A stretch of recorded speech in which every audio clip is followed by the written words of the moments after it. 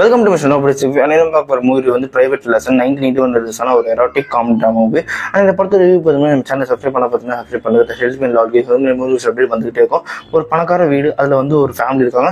அந்த ஃபேமிலியில் அப்பா பையன் சொல்லிருக்காங்க. பையனோட பேர் வந்து ஃபில்லி வந்து 15 வயசு ஆகுது. அந்த பையன் வந்து தன்னோட ஃப்ரெண்டோட சேர்ந்து இந்த பொண்ணுங்களோட உடம்பு வந்து எக்ஸ்ப்ளோர் பண்ணணும் அப்படின்னு சொல்லிட்டு நிறைய விஷயங்கள் பண்ணுறாங்க. இவங்க போகிற டென்னிஸ் போகிற இடங்கள் வந்து பொண்ணுங்க வந்து ட்ரெஸ் சேஞ்ச் பண்ணுற இடத்துல போய் பார்க்குற இந்த மாதிரி நிறைய விஷயங்கள் பண்ணி அதுக்கேற்ற மாதிரி திட்டு வாங்கிட்டு இருக்காங்க. பட் வெளியே வந்து நல்ல பசங்க நடிச்சுட்டு இருக்காங்க.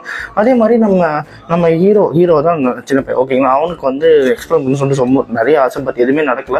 ஆனால் அவங்களோட அப்பா வந்து ஒரு ட்ரிப்புக்காக வெளியே போகிறாரு. ஸோ அப்போன்னு பார்த்து வீட்டில் வந்து அந்த பையனோட வீட்டில் வந்து ஒரு ஹவுஸ் கீப்பர் இருக்காங்க, நிக்கோல் மெலோன்னு சொல்லிட்டு. அண்ட் அதுக்கப்புறம் வந்து அந்த கார் டிரைவர் ஒருத்தர் ஷோஃபர், ஓகேங்களா. அவரோட பேர் வந்து லெஸ்டர். அண்ட் அதே மாதிரி என்ன அப்படின்னு பார்த்தா இந்த ஹவுஸ் கீப்பர் வந்து இந்த பையன்கிட்ட வந்து அந்த மாதிரி எக்ஸ்போஸ் பண்ணுறாங்க தன்னை, ஓகேங்களா.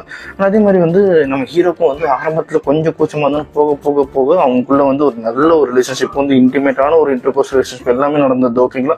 அதுக்கப்புறம் அவங்க ஆரம்பத்திலே சொல்லியிருப்பாங்க இந்த மாதிரி எனக்கு வந்து வீக்கான ஹார்ட் அப்படின்னு சொல்லும்போது. அண்ட் அதே மாதிரி இன்டிமேசியாக பண்ணுற சமயத்தில் அந்த பொண்ணு இறந்துருக்கப்புறம் என்ன பண்ணி தெரியாமல் போய் அந்த டிரைவரை கூப்பிட்டு வந்தா, இந்த மாதிரி நான் போலீஸ்க்கு ஃபோன் பண்ணி சொல்கிறப்பா அப்படின்னு சொன்னேன். அந்த பையன் பயந்துட்டு வந்து வேணாம் நான் வந்து நீங்கள் இதுலேருந்து காப்பாற்றணும் என்ன வேணா பண்ணுறேன் அப்படின்னு சொல்லிட்டு அந்த பொண்ணை வந்து அங்கேயே புதைச்சிடறாங்க. அடுத்த நாள் காலையில் பார்த்தா அந்த பொண்ணை புதைச்ச இடத்துல மண்ணெல்லாம் வெளியே போட்டு அவங்க ஒரு லெட்டர் இருக்கு, எனக்கு வந்து $10,000 வரும், அப்படி இல்லைன்னா இந்த விஷயம் போலீஸ்க்கு போக அப்படின்னு சொல்லிட்டு யாரா மிரட்டான்னு சொல்லிட்டு. அதுக்கப்புறம் நம்ம இந்த சின்ன பையன் வந்து எப்படி கண்டுபிடிச்சனா இல்லையா அப்படின்றது அந்த படத்தோட கதையை. அண்ட் இந்த படத்தை வந்து அங்கேருந்து வந்து ஒரு த்ரில்லர் படமாக த்ரில்லர் மிஸ்லேயே கொண்டு போயிருப்பாங்க. பட் கொண்டு போயிருக்கலாம். ஆனால் இவங்க வந்து ட்ராமா அண்ட் காமெடி இருந்துச்சு, ஒரு காமெடி கலந்து ஒரு கிளைமேக்ஸை கொண்டு போய் முடிச்சிருப்பாங்க.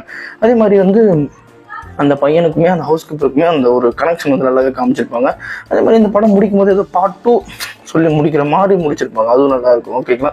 ஒரு டீசெண்டான படம் சொல்லலாம், ஒரு ஆவரேஜ் ஒரு பிலோ ஆவரேஜ் கூட சொல்லலாம். அதே மாதிரி வந்து நியூ சீன்ஸ் வந்து அங்கங்கே தான் இருக்கும், ஒன்றும் பெருசாலாம் இல்லை. ஸோ அதனாலேயே இந்த படத்துக்கு நான் 2.5 ஒன்று சொல்லுவேன். இதே மாதிரி மூவி போக நம்ம சேனல் சப்ஸ்கிரைப் பண்ணுங்க. நம்ம நோபடி சொல்லிக்கிறேன். Bye, have a great day guys.